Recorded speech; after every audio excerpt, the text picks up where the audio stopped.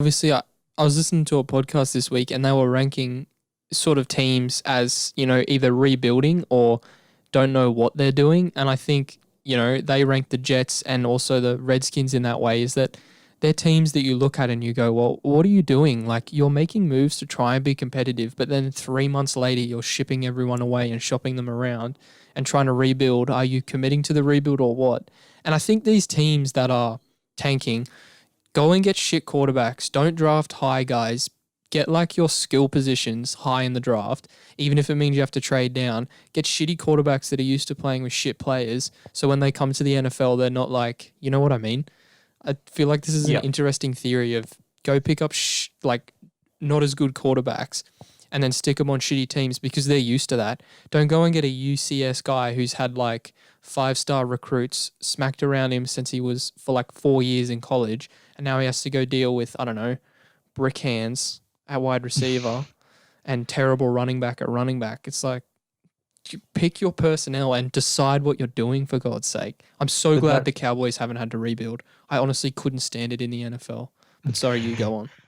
but it's a thing. It's like, okay, so essentially you could break it down, and obviously there's more ways to go about it, but usually it's one of these two situations of on how you build a franchise. It's either you get the quarterback first, Yeah. watch them grow into one of the best quarterbacks in the league that can carry your franchise, then bring in, the items and the assets to make it work. So we can see that with Aaron Rodgers at Green Bay. He was one of the best quarterbacks coming out of college. He did really well. He won him a Super Bowl, and now he's continued on his great career as one of the most talented quarterbacks in history. Now he's got a great defense. He's got Devontae Adams and Aaron Williams and, like Jamal Williams, who's doing really well. Yeah. And he hardly has to play football. Like, he just has to sit back, watch the show unfold, do, make the pass he needs to. And he's still looking like an absolute magician while he does it. Yeah. And, he's probably going to lead them to the NFC championships, I'm guessing, at this point in time. Yeah. And he's going to look great doing it.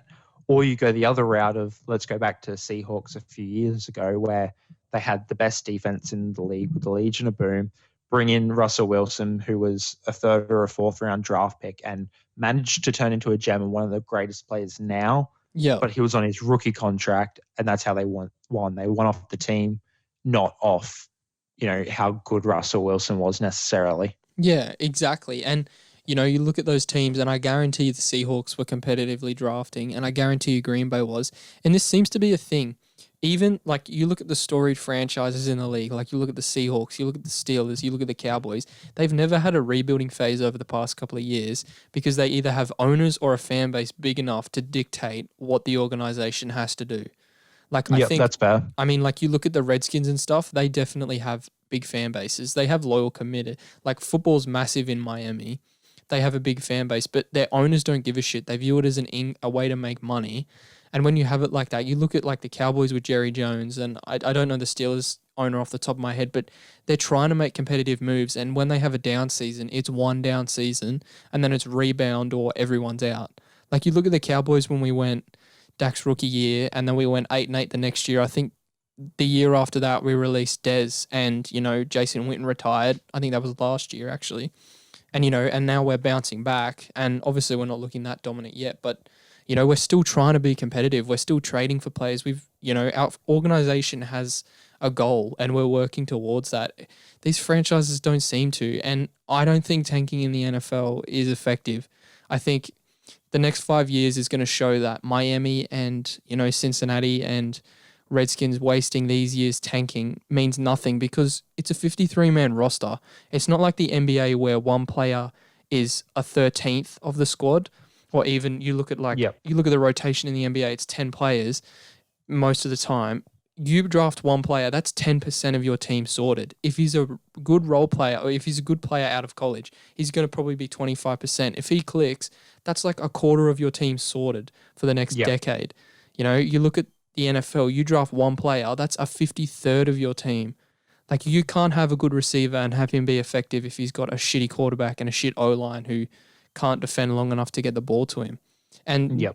and I think, everyone's talking about tanking being the new wave in NFL. It's going to fail because the more players that are decent that you ship out, the more chance that you're risking that your picks flop. And I mean, how many, like, you know, looking at 2 drafts, you watch the drafts, everyone hypes everyone up, and you think every player is going to be good.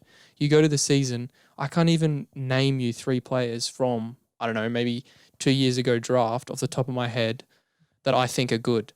Like, okay, Yeah. I can, but you know what I mean? From like rounds, from the lower rounds, from like the 3rd round Oh down, yeah. I can't name anyone After who the I think is second good. round, it pretty much dies off. Exactly. And And that's 2 new players. Like if you want good players, it's free agency, but you know that also takes up a ton of your cap space long term. exactly.